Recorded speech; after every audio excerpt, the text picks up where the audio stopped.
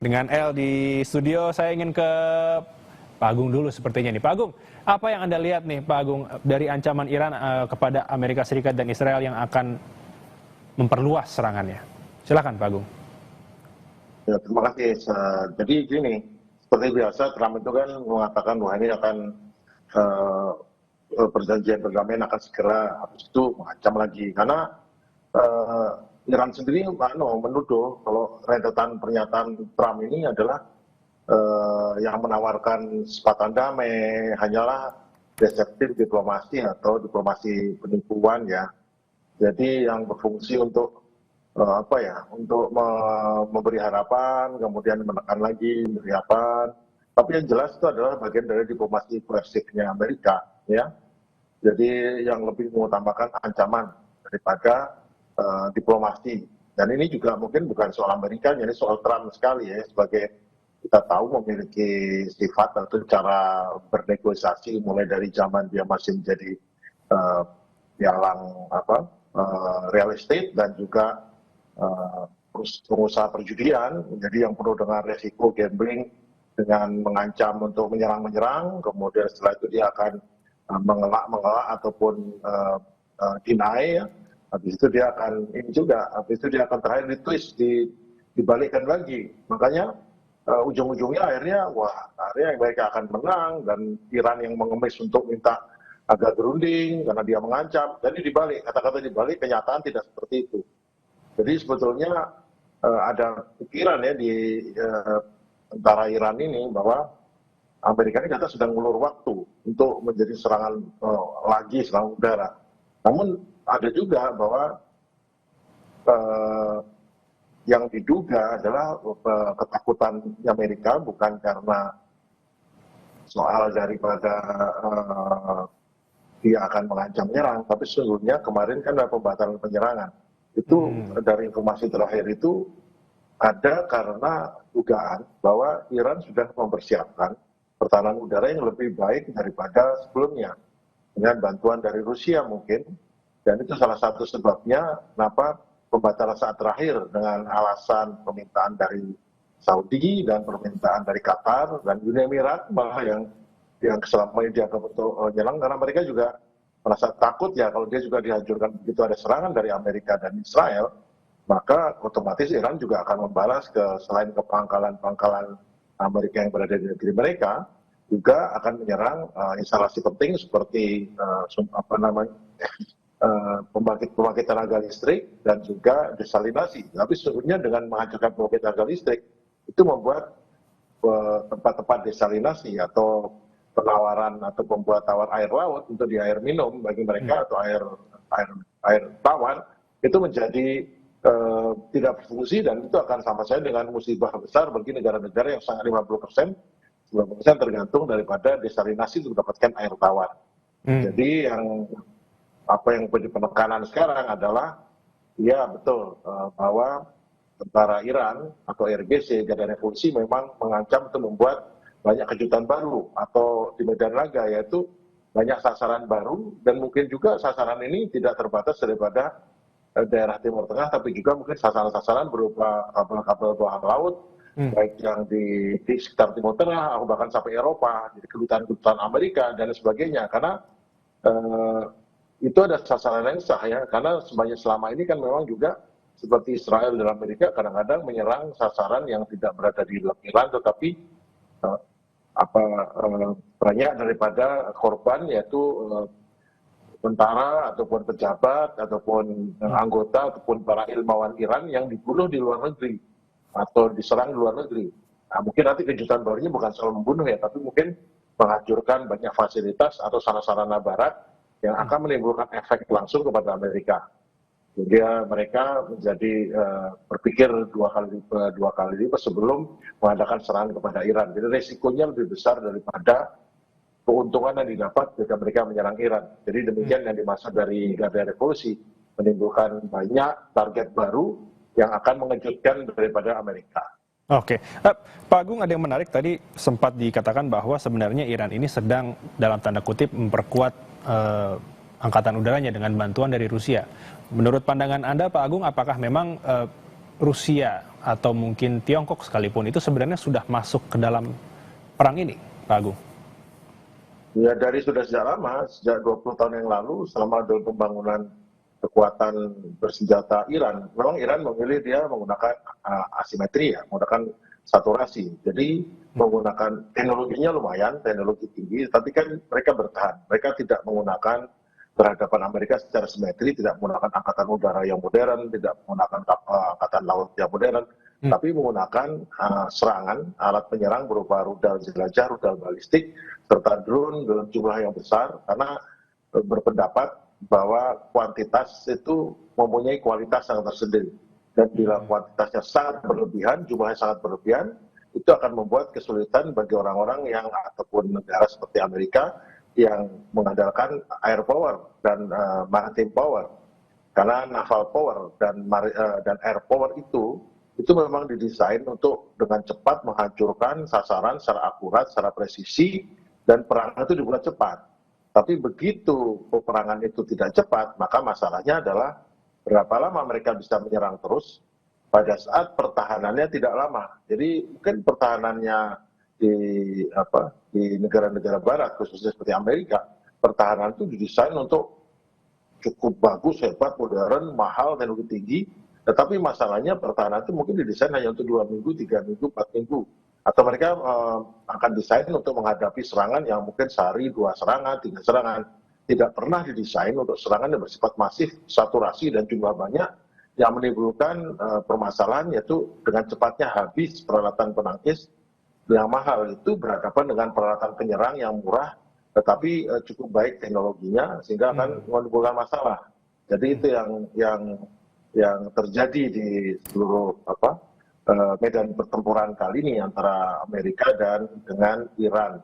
Namun betul sekali lagi bahwa Rusia membantu dan yang terbukti kan pada saat 1 bulan terakhir itu banyak sekali pesawatnya yang ditembak jatuh ataupun dihancurkan atau dirusak, meskipun bukan pesawat yang stealth ya F-35, tapi ada juga F-35 yang dirusak dan ada beberapa informasi sebetulnya beberapa F-35 juga mengalami kehancuran, cuma tidak masuk berita. Jadi pada saat serangan kepada Bahrain, serangan kepada di Israel juga, dan serangan kepada beberapa tempat yang menghancurkan hanggar-hanggar. Nah, kebetulan di hanggar itu ada pesawat F-35 juga.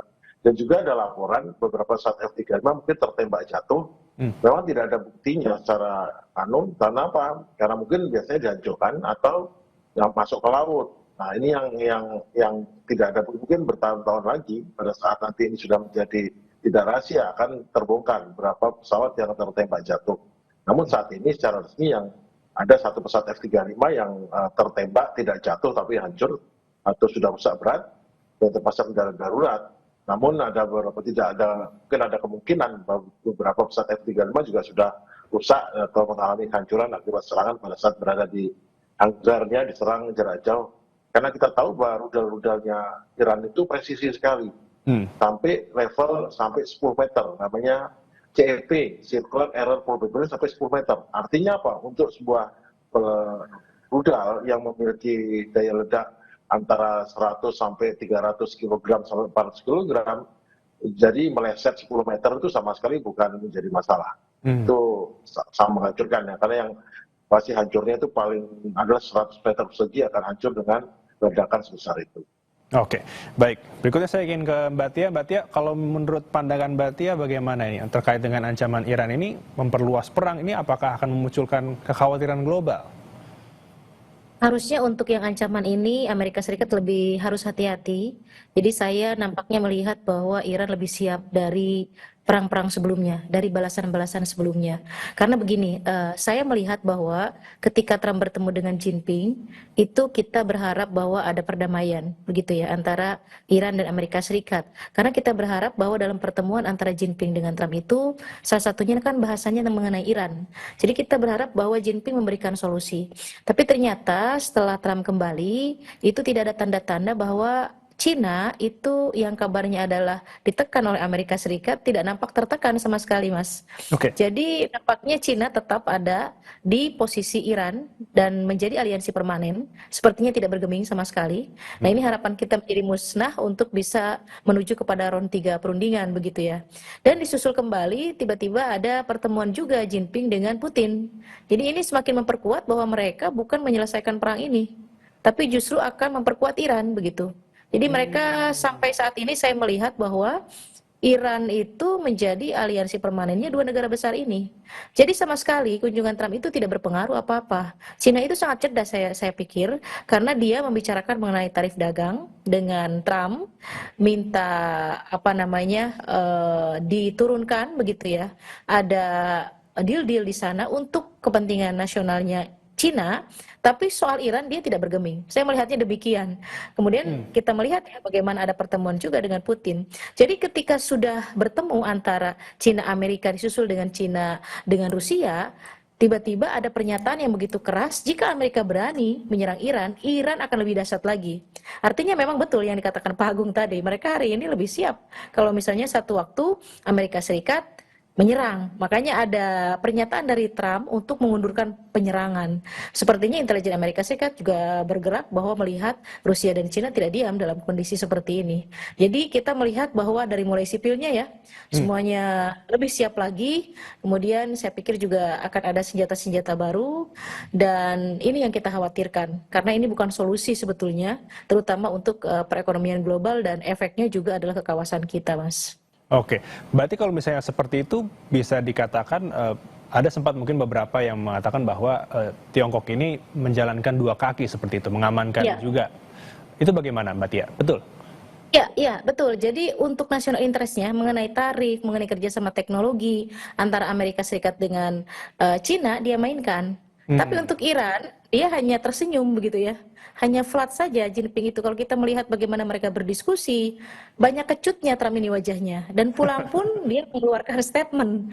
Dia mengeluarkan statement yang seolah desperate gitu ya. Ketika sudah bertemu dengan Jinping itu seolah seperti putus asa dan dia tidak mendapatkan apa-apa dari persoalan Iran ini. Padahal saya termasuk menganalisis mungkin Jinping akan memberikan solusi untuk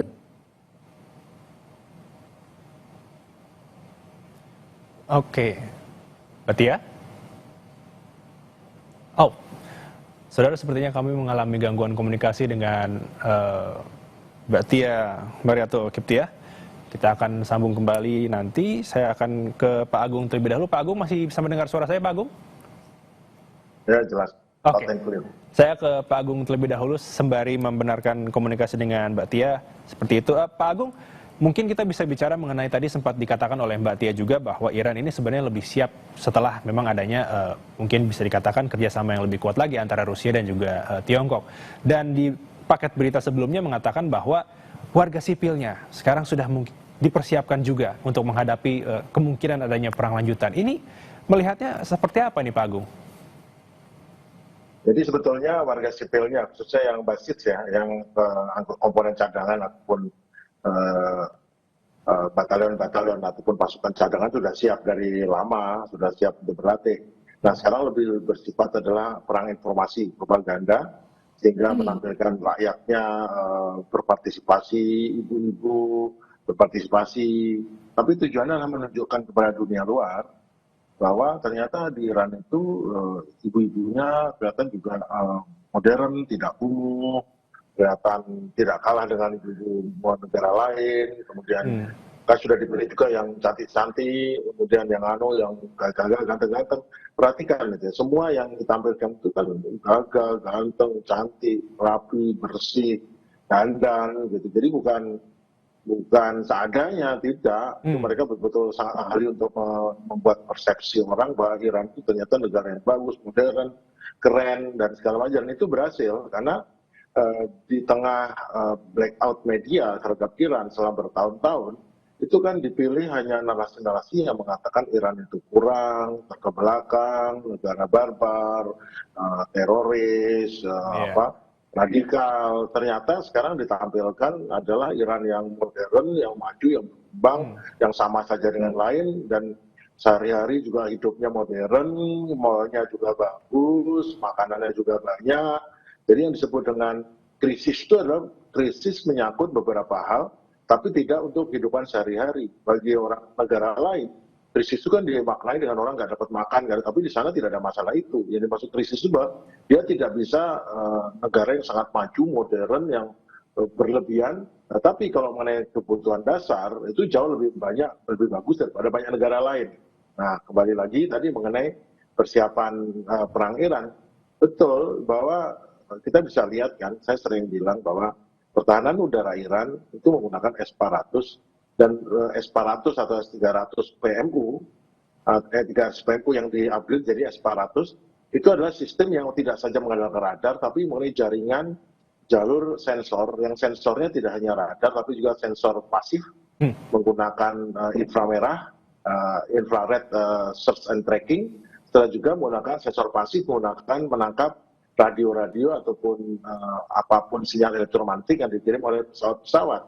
Dan itu betul-betul sudah bisa menangkap, dan mereka juga membuktikan mereka sudah bisa menangkap pesawat-pesawat yang harusnya nggak ditangkap, seperti F-35 yang harusnya sangat kecil ya jejak di radar, itu tertangkap juga, bahkan menggunakan lain, dan terbukti dengan beberapa pesawat itu bisa terkena tembakan, dan bahkan saat F-15E yang canggih itu juga tertembak. Namun juga bisa diketahui juga bahwa ternyata kalau nanti melakukan serangan pesawat B-2, bom stealth itu, atau itu yang nanti akan terbang lewat di atas yang lebih dekat, itu juga tidak jadi jaminan bahwa mereka tidak jadi sasaran tembakan dari rudal Iran untuk rudal pertahanan udara. Jadi agak ragu-ragu juga ini kali ini, sebab pola serangan Amerika itu sudah dipelajari dan terbukti dengan jatuhnya sekitar lebih dari 40 pesawat, termasuk 23 pesawat tanpa awak. Itu banyak sekali. Tidak ada perang setelah Perang Dunia Kedua, pesawat Amerika tertembak jatuh, meskipun sebagian adalah pesawat tanpa awak. Tetapi itu menunjukkan berapa pesawat Hercules jatuh, berapa pesawat KC-135 yang tertembak, beberapa pesawat yang hancur terbakar, helikopter dan segala macam, itu besar sekali. Dan itu kadang-kadang diabaikan dengan narasi-narasi media yang mengatakan seolah biasa. Itu tidak biasa. Iran berhasil menembak jatuh atau menghancurkan dengan cara apapun, saling tembak, saling apa, itu adalah akibat dari tindakan perlawanan Iran, tindakan serangan Iran, baik serangan pasif aktif yang menghasilkan kerusakan, saling tembak, salah terbang atau kekurangan ini, kekurangan itu adalah hasil daripada serangan Iran. Kalau kita fair, banyak hal umpamanya, Iran menembak jatuh pesawatnya sendiri, menembak ini, wah itu adalah hasil daripada serangan Barat. Tapi pada saat Barat saling menembak jatuh sendiri, radarnya salah sasaran, itu seolah-olah bukan hasil dari Iran, itu hasil daripada perlawanan Iran. Jadi sebagai militer, kita harus mengakui bahwa Iran berhasil menimbulkan korban yang sangat banyak di bagian pertahanan, bagian udara ataupun kedirgantara air power dari Amerika, yang menjadi tidak terlalu besar karena bagaimana cara mengolah daripada media Barat, dan kadang-kadang kita meniru media Barat dengan agenda setting Barat, dengan framing Barat, akhirnya menjadi itu berita itu diolah seolah berita biasa, bukan berita istimewa. Tapi kalau ada sesuatu hal yang kecil di Iran, tentunya ada 1-2 orang yang dihukum mati, itu jadi berita besar. Padahal dibandingkan dengan jatuhnya 40 pesawat Iran, itu tidak ada apa-apanya. Jatuhnya 40 pesawat Amerika atau Barat, itu nggak ada apa-apanya. Tetapi kan kita bisa perhatikan masyarakat jadi lebih pintar sekarang. Oh ini memang beritanya, agenda settingnya begini. Jadi itu yang terjadi. Oke, baik. Perbincangan kita masih akan terus berlanjut, Pak Agung dan juga Mbak Tia. Tapi kita harus jeda sejenak. Saudara, tetaplah bersama kami di Breaking News Kompas TV.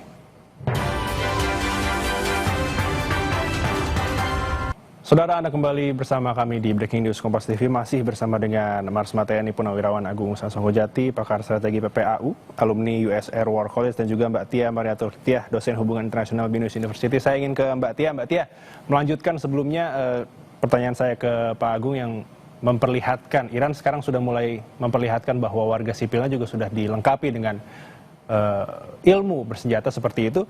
Apakah ini bisa dikatakan bahwa sebagai bentuk gertakan Iran agar bisa masuk ke meja perundingan lagi, Mbak Tia? Ya, sebetulnya dua-duanya ini ingin berunding sebetulnya. Tapi Amerika Serikat gengsi begitu ya, Iran juga demikian. Jadi berharap Iran menunggu bahwa akan ada perundingan selanjutnya, Amerika juga demikian. Dua-duanya saya melihat sudah tidak ada pilihan Mas sebetulnya. Hmm. Jadi Amerika Serikat juga sudah ingin bahwa perang ini harus berakhir. Agenda mereka juga banyak, pressure dari opini publik di Amerika Serikat juga cukup tinggi. Kemudian kondisi ekonomi dengan naiknya harga BBM juga itu cukup mempressure Partai Republik ya, yang Trump itu ada di dalamnya. Popularitas Republik juga turun terus begitu. Artinya memang mereka juga punya agenda bahwa perang ini harus segera diakhiri. Iran juga demikian. Jadi Iran juga menginginkan kita melihat bagaimana beberapa kali pernyataan dari Araghchi misalnya, dia mengungkapkan bahasa diplomasinya untuk kembali ke perundingan. Beberapa kali itu, bahkan hampir di semua international news dari Arab misalnya, ada Arab News, ada Roya dan yang lainnya, ada Middle East Monitor, itu pernyataan-pernyataan Araghchi itu menyatakan bahwa Iran itu siap kembali ke meja perundingan. Hanya saja kan celah itu dua-duanya itu tidak ada nih yang mau ngajak duluan begitu ya. Jadi dua-duanya melakukan pressure sebetulnya.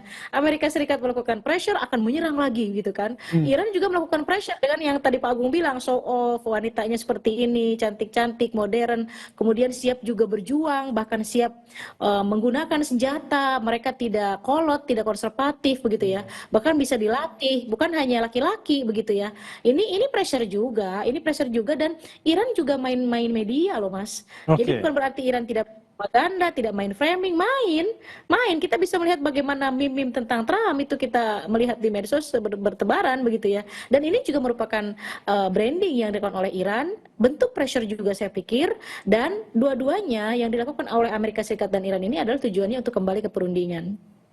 Kalau misalnya seperti itu, Mbak Tia melihat mungkin sama-sama ada gengsi lah ya yang bisa dikatakan Iya. oleh Mbak Tia ini. Apakah ini menjadi sebuah apa ya bisa dikatakan jalan keluarnya memang harus ada negara yang bisa menyatukan dari kedua belah pihak ini, Mbak Tia? Iya, berharapnya demikian. Makanya saya katakan, ketika Trump berkunjung ke Beijing, itu Cina bisa memberikan solusi. Semuanya, saya pikir harapan semua publik internasional demikian. Tapi ternyata jawabannya hanya senyuman Jinping, begitu ya. Trump itu membawa nihil dari hasil diskusi berdua itu. Jadi tarif dagangnya oke, kerjasama teknologinya oke, tapi soal Iran, ternyata Cina cukup konsisten. Jadi tetap mereka mempertahankan aliansi permanennya antara Rusia, Cina, dan Iran. Dan terbukti ketika setelah bertemu dengan Trump, Cina juga bertemu dengan Putin. Ya memang tidak dikemukakan, dipublish di media apa yang mereka bicarakan. Tapi saya meyakini bahwa pertemuan Jinping dengan Putin itu justru bukan untuk menuju kepada solusi, tapi justru memperkuat Iran. Karena tiba-tiba Iran melakukan pernyataan lebih siap lagi dalam Ya. pertempuran ini. Jadi memang mereka memiliki kelebihan membuat rudal-rudal yang bagus begitu ya. Tapi tanpa bantuan dari kedua negara juga saya pikir dalam kondisi ekonomi yang kurang bagus juga tidak akan menyebabkan Iran confident. Tapi ini kan kelihatan confidentnya. Iya. Jadi artinya memang Serikat harusnya menahan diri dulu karena ini justru akan tensinya akan lebih tinggi Mas kalau ini dilanjutkan. Karena serangan Iran ini saya pikir tidak main-main, dia akan tadi Pak Agung bilang akan menyerang bukan menyerang Amerika ya. Dia akan menyerang justru semua fasilitas Amerika Serikat di kawasan Timur Timur Tengah Tengah. dan kita hitung tuh. Ya, ada berapa negara? Itu ngeri. Jadi tensinya nanti akan semakin naik. Bisa jadi negara-negara Turk yang selama ini diam, justru malah ikut serta kalau terus-terusan diserang. Karena kan itu efeknya juga terhadap security mereka begitu di kawasan. Oke. Demikian. Oke. Nah, saya ingin ke Pak Agung. Pak Agung tadi disebutkan oleh Mbak Tia bahwa memang dari Tiongkok ini sendiri, Trump ini pulang dengan tangan kosong seperti itu. Bahkan kemarin juga sempat ada informasi bahwa sebenarnya ada klaim yang dikatakan oleh Trump bahwa berhasil meminta Tiongkok sendiri untuk tidak mengirimkan lagi senjata ke Iran. Kalau misalnya memang ternyata disebutkan oleh Mbak Tia ini tidak ada kata sepakat lah dengan Tiongkok dari Amerika Serikat, sebenarnya apakah bisa dikatakan Tiongkok itu sendiri tetap mengirimkan senjata ke Iran dan memang kekuatan militer Iran ini apakah bisa dikatakan cukup kuat untuk memperluas perang hingga ke kawasan, Pak Agung? Jadi Tiongkok ini mungkin menolak mengatakan mengirimkan senjata ke Iran. Karena apa? Karena kebanyakan jadi yang dikirim kepada Iran adalah suku cadang rudal, drone dan segala macam. Karena pada prakteknya di Iran sendiri baru itu dirakit. Jadi kalau dia tidak mengirim senjata ini, Tapi yang disebutkan oleh Amerika juga tahu. Jadi dual use komponen atau dual use equipment peralatan yang bisa untuk sipil dan bisa juga untuk militer. Jadi jadi gini sebetulnya saya akan menambahkan dari yang disampaikan Butia ya, bahwa pada saat perundingan dengan Amerika, Cina itu diminta untuk kamu tolong jangan mengirimkan lagi dual use equipment atau dual use komponen yang bisa digunakan ini, dan tolong juga agar Selat Hormuz itu, sehingga Selat Hormuz bisa dibuka. Cina, ya saya akan bantu kamu soal itu, tapi saya minta garansi tidak ada regime change di Iran, dan itu harus tertulis. Nah, Amerika nggak mau buat tertulis, ya sudah batal. Yang kedua, ada lagi permintaan kepada Cina, ada Tiongkok ya, ada Tiongkok lah, saya lebih bagus Tiongkok, bahwa jangan beli minyaknya ataupun apapun dari produk daripada Iran, minyak, plastik dan segala macam, bahan baku plastik, sama Iran, sama Cina dijawab, ya saya tidak akan membeli, tetapi kamu harus buat perjanjian tertulis bahwa kalau ada apa-apa antara Amerika dengan Cina, ada konflik apa, bahwa semua obligasi ataupun pemilik Amerika, Cina membeli aset Cina di Amerika, termasuk obligasi Amerika yang dibeli Cina, tidak boleh dibekukan. Amerika nolak, ada yang enggak. Jadi Cina mengatakan, iya saya bantu kamu, tapi dengan syarat ini. Nah, tapi syarat ini nggak bisa dipenuhi Amerika, ya akhirnya enggak. Tetapi yang diomong oleh Trump seolah-olah bahwa Cina setuju tidak mengirim ini, Cina setuju dan ini, nah, itu kata-kata biasa kan, serang, sangkal, kemudian twist di pelintir, itu yang dilakukan oleh Trump. Tapi saya sebetulnya ingin mengatakan, sebetulnya ada loh alasan sesungguhnya Trump membatalkan serangan ke Iran yang lebih detail sebetulnya. Ya, jadi jaringan televisi Inggris, BBC itu ya, dia termasuk juga dari harian Prancis, France 24 itu mengungkapkan bahwa sebetulnya pembatalan itu karena permintaan daripada Saudi, Qatar, itu betul. Tetapi permintaan itu karena memang sudah diatur supaya dia minta agar Amerika bisa membatalkan. Kenapa? Sebetulnya masalahnya bukan karena merosotnya popularitas Trump di lembaga survei domestik ataupun demi kemanusiaan ataupun pengen damai. Karena ternyata pada saat-saat terakhir itu ada hasil dari intelijen Amerika, ya, ada mengenai tingkat risiko kerugian personil dan armadanya. Karena dokumen ini bocor ke beberapa media, mungkin sengaja dibocorkan, karena sebetulnya kan banyak orang nggak setuju nih, termasuk militer pun sebenarnya nggak setuju dengan tindakan Trump, dan ini ada risiko besar. Jadi hasil daripada intelijen Amerika dan militer Amerika disebutkan bahwa dari simulasi tempur berbasis data terakhir yang dimiliki Iran, disebutkan bahwa pertahanan udara integrasi Iran ini pada kondisi jauh lebih siap daripada sebulan yang lalu.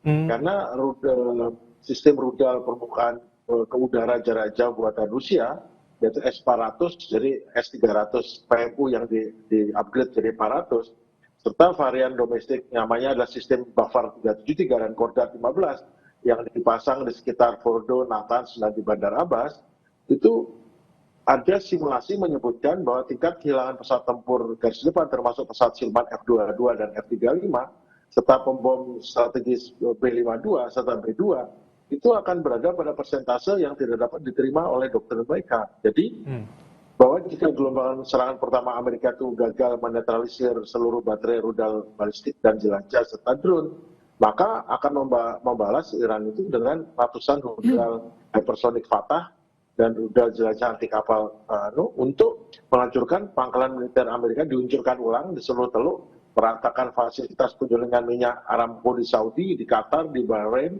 serta Uni Emirat, serta akan menyerang aset maritim Amerika di Selat Hormuz. Maksudnya ada beberapa aset maritim yang di Bahrain itu ya. Kemudian ini akan menimbulkan hancurnya pasukan energi global dan itu akan langsung menaikkan harga minyak di atas 150 dan potensi kematian prajurit Amerika serta fasilitas dan peralatan alutsista seperti pesawat-pesawat dan kapal-kapal yang itu yang membuat Trump terpaksa menarik perintah tersebut di menit terakhir dengan berkoordinasi dengan Saudi, Qatar, dan Uni Emirat yang juga memang khawatir kalau diserangkan dibalas.